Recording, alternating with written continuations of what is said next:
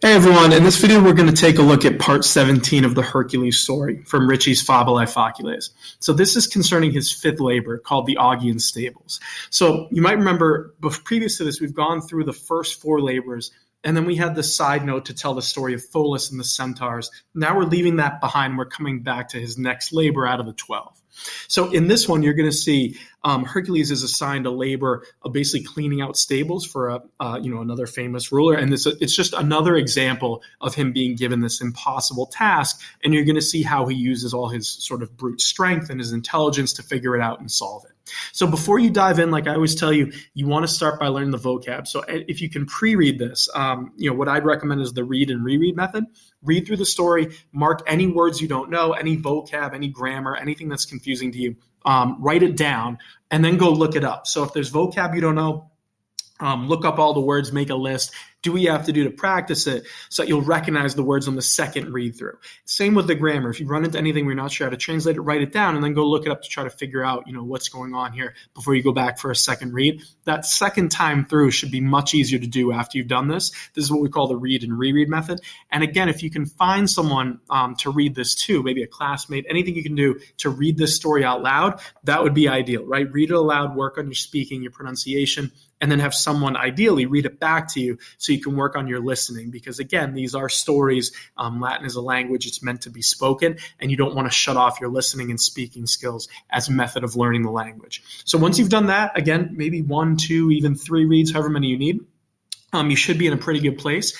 But let's go through it just to make sure that you're on the right track. So the story starts with this. You have Deinde, Eurystheus, Hercules, hunc laborem graviorem imposuit. So next, right, Deinde is your next part. You have next, Eurystheus, remember that's the king.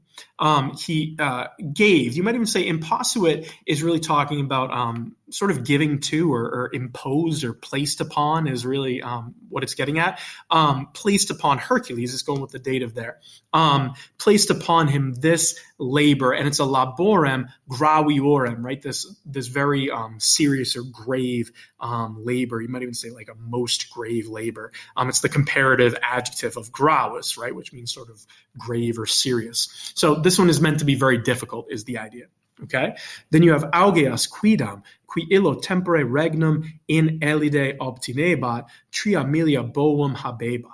So a certain Augeas, right? This is a king. It says who at that time, illo tempore, obtinebat, he was obtaining, or he was even holding, you might say, maintaining, something along those lines, but it has the idea of holding the regnum, the kingdom in Elide, right?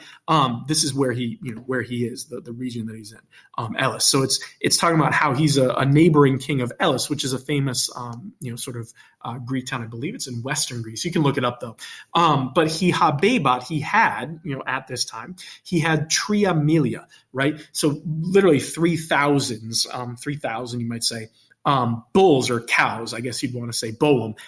It's genitive there, because you're giving the number, so you're saying 3,000s of cattle is really what it is, but it's coming from bos, which means a cow. So he has a ton of cows, is the idea, right? A lot of cattle. Then it continues, and you have, you have he in stabulo in gentis magnitudinis includebantur.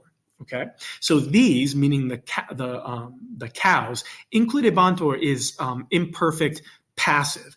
So it's coming from the verb that means to, like, not necessarily include, but more enclosed, right? But they're not enclosing anything. They were enclosed, you might say. So they were enclosed in a stabulo, in a stable. Then you have your genitive, right, of ingentis magnitudinus, of huge magnitude. It's really saying that they were enclosed in a giant stable, right? This is sort of the genitive of description, you might say, because where else are they going to keep that many thousands of cows? Well, you need a giant stable for all of them. Then it continues. You have stabulum autem in luvie ac squalore erat obsitum, neque enem ad hoc tempus unquam purgatum erat. So the stable is your subject here, right? The stabulum. And remember, this is because stabulum, stable, is neuter. So this is the nominative singular, right? The um ending. So the stable, however, erat obsitum, right? It was obsitum here. It is really talking about how it's basically like dirty is kind of the idea. But obsitum comes from, it's an adjective. Obsitus means like overgrown, you might say, is kind of one way to do it. I'm sure there's a better way to translate it. Maybe covered, something along those lines. But it was overgrown, or it was covered with both inluvie, ac squalore, right? You have the two ablatives here. So inluvie is a word for filth or dirt. It's a fifth declension noun, I believe, right? Inluvies. So it was kind of overgrown with dirt, and it was overgrown with squalore, which is talking about like again, like dirt, filth, squalor. I think these both basically mean the same thing, right? So it was overgrown with a lot of, maybe you're thinking of like dirt, mud, dung, I don't even know, manure, right? That's kind of what it's getting at. But they're completely overgrown or overrun because you have so many, cows living in it, is the idea, right?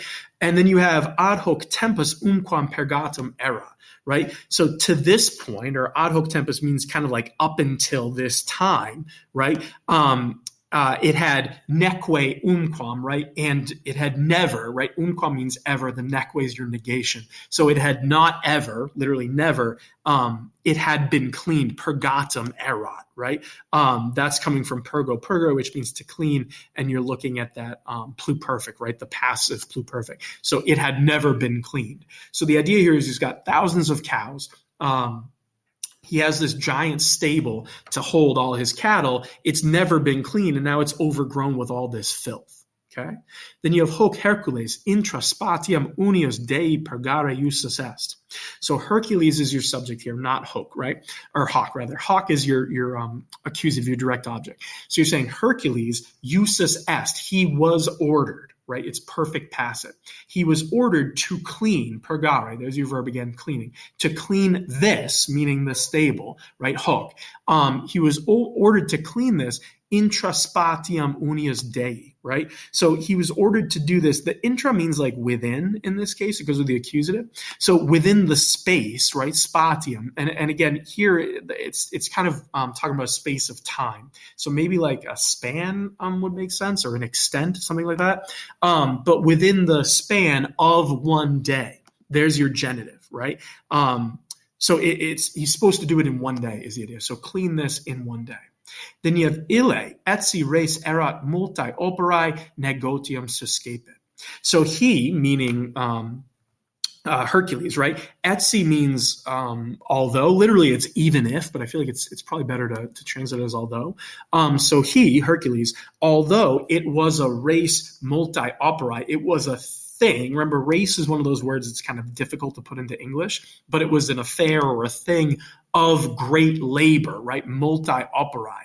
The operae there is talking about the work involved. It's from opus. So you could say work, labor, toil. Sometimes I've seen like whatever works for you there. So it was a thing of great or of much work. It means it was going to be very difficult to pull this off because it's so, it's so dirty and so big. And the multi-opera here is functioning as probably a genitive of description, you might say, just describing the work, right? So since it was, even though it was going to be hard to do, ille, Hercules, suscepit, he took up negotium. He took up the task, right? He undertook the task, you might say, right? So he does it because he's been ordered to do it. Okay. Then you have primum magno labore fossam dua de viginti pedum duxit, perquam fluminis aquam de montibus ad murum stabili perduxit. So first, right, with magno labore, with great labor, right, with a great labor, you might say, he duxit, he led.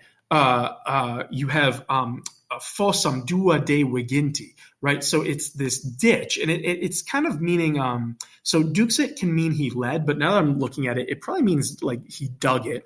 You might even say like he made or kind of like dug up a ditch or drew up a ditch, something like that is probably a better translation of duxit, right? But he made a ditch, duo de viginti pedum, right? So the size of it is duo de viginti, right, which is 18. Literally, it's viginti, 20, and you have duo de, which means two from. So 2 from 20 is how you get 18 in Latin. So it's a measurement, right? It's a measure of 18 pedum, of 18, I guess you'd say 18 feet, right? 18 steps, 18 feet. So it's telling you how big this ditch is that he digs, right? And it's probably talking about how, honestly, it's probably talking about how wide it is, I would imagine. But it's measuring the ditch, right? So he digs this great ditch. Then you have per quam fluminus, so through which, meaning the ditch, through which perduxit, he led, or you might even say perduxit. Yeah, it probably makes sense to do he led, or he led through is kind of a way to do it. He led through the aquam fluminus, the water of the river. Right? So he leads with this ditch. He leads the water of the river, the aquam fluminus, from the mountains, de montibus, ad muram, to the walls. Stabuli is genitive, so the walls of the stable. So the idea is he's taking this river coming down from the mountains. He's digging, a ditch nearby, and he's leading perdux, right? He's leading the water away, and he's leading it or diverting it right into the stables, right? This is how he's going to clean it. This is his famous solution for how to clean the stables.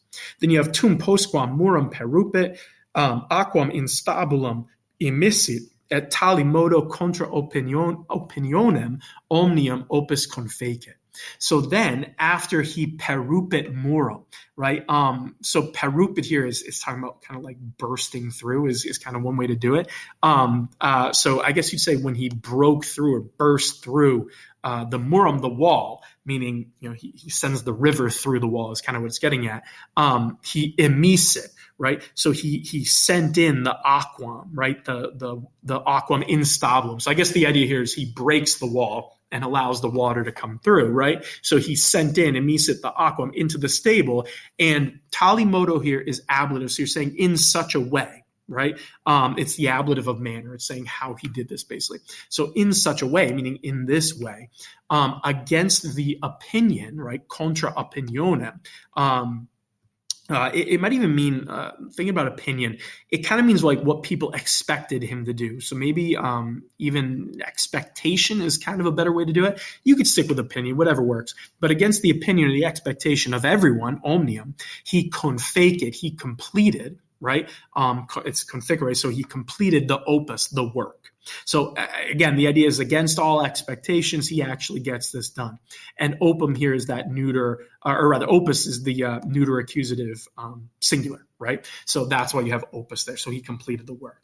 So again, this is a good example of Hercules being given an impossible task, or seemingly impossible task. But this time, instead of having to murder anyone, we once again see him using his brain, his intelligence, which is something he's done before. He doesn't always do it, right? He just went off and murdered Pholus and all the centaurs. That wasn't particularly good. But he does like to break a mental sweat every once in a while, and this is how he does it. But it's always sort of intelligence mixed with physical brawn and physicality. So he's digging the ditch, he's bursting through the wall, he's diverting a river. That is an act of great physical strength, which is what Hercules is. But he's also using his intelligence to even think of doing this, right? So in this way, diverting a river, he's able to accomplish, again, something that everyone thought was unaccomplishable, if that's even a real word, right? And he does it, he pulls it off in a day, which adds to his legacy, right? This is why these are the 12 labors and how he's able to fulfill all of them. So hopefully that made sense. If you have any questions at all, feel free to put them in the comments below. If you thought anything was a little odd or you didn't understand the translation, just let me know. I'm happy to help however I can. But otherwise, you want to keep at it. Keep reading. Like I told you, do the read and reread method. And if you do that enough times, the second, maybe even third time you read it, it should be a lot easier, and you won't have to pause every word and try to remember, like, what's this vocab word? What's this grammar? You'll feel a lot more comfortable with it, and that's really where you want to be. So hopefully you're getting close to that place. If not, read it a few times, look through this translation. You should be all set. Good luck.